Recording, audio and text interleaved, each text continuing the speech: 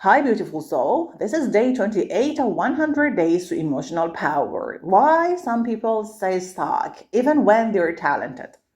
Today, we're going to confront something uncomfortable but necessary.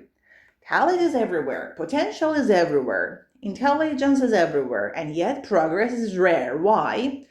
Because talent without emotional courage, discipline, and exposure turns into frustration. You have seen it, maybe you have lived it. The gifted student who always had so much potential but never applies for competitive programs.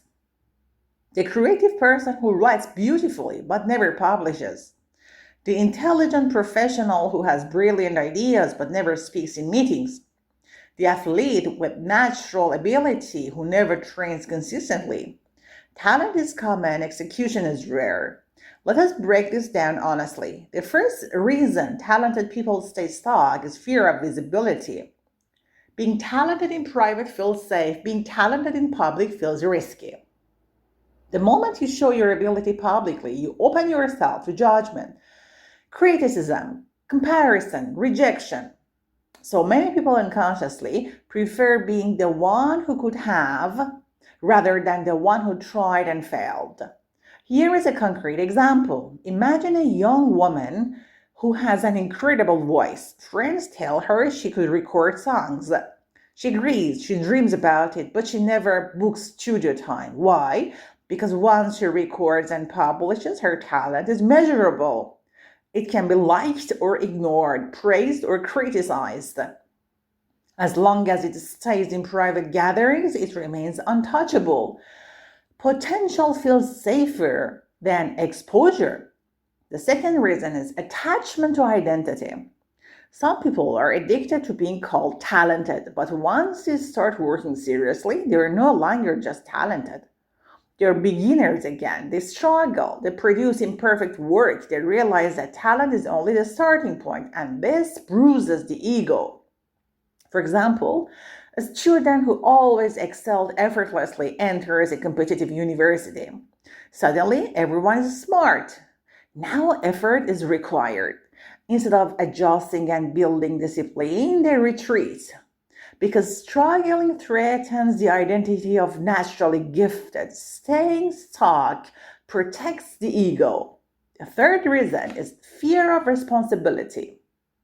Growth increases responsibility. If your talent turns into success, expectations rise. If you publish one article, people expect more. If you perform once, you may be invited again. If you lead once, you may be asked to lead more. Some people unconsciously avoid growth because success demands consistency. Think about the employee who is extremely capable but avoids leadership roles. Not because they cannot lead, but because leadership means accountability, visibility, and pressure. Staying in a comfortable position protects them from higher stakes, higher risks. The fourth reason is perfectionism disguised as high standards. I'm waiting until it's perfect. I'm still preparing. It's not ready yet. Preparation becomes procrastination. Procrastination becomes paralysis. Let me give you a realistic scenario. A talented writer spends years refining a manuscript, editing, revising, researching, but never submitting. They convince themselves they're being responsible. In reality, they're avoiding rejection.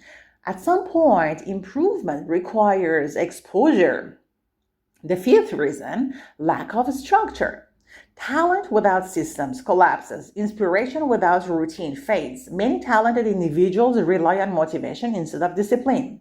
And motivation is emotional. It fluctuates. Discipline is structural. It survives moods. Consider a musician with extraordinary ability who only practices when inspired. Compare that to someone moderately talented who practices daily at 7 a.m. regardless of mood. 5 years later, the disciplined one surpasses the gifted one. Now, here is a turning point.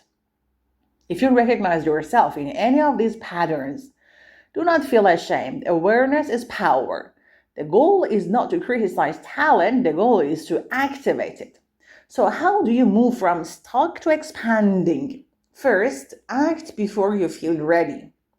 Confidence is built after exposure, not before it. Publish the imperfect article, apply for the program, record a video, speak in the meeting.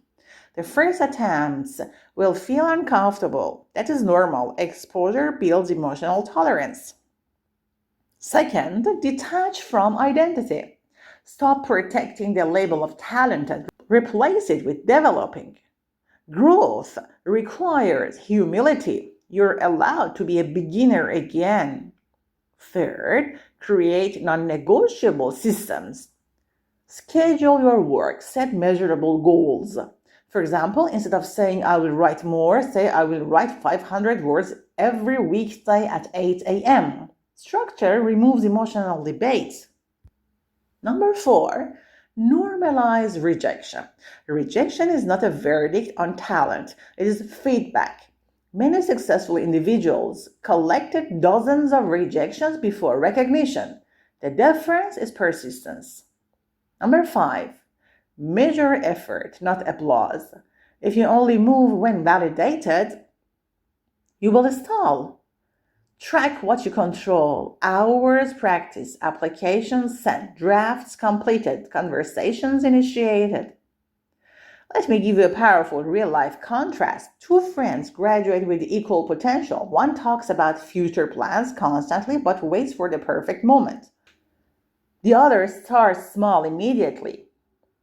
She publishes simple content. She attends small events. She reaches out to mentors. Nothing dramatic at first, but after 3 years, the difference is enormous, not because of talent, because of action frequency.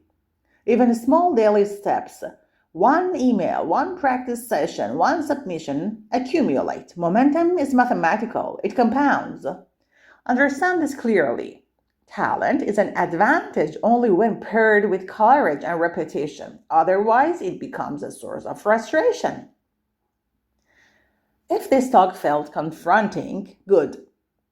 Growth is rarely comfortable. But it is possible.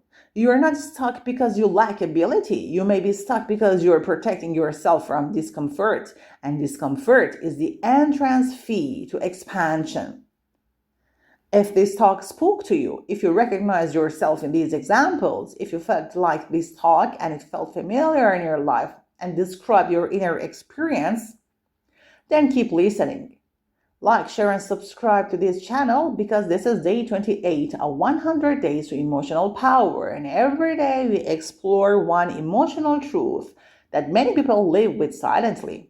We will build emotional strength together, not with pressure, not with fake positivity, but with honest reflections that feel real, human, and deeply supportive. You can listen while cooking, cleaning, commuting, working, or resting, like a quiet self-talk. A quiet self-talk that strengthens you slowly. Drop your ideas, questions, and comments down below. I would love to hear from you. See you in the next video.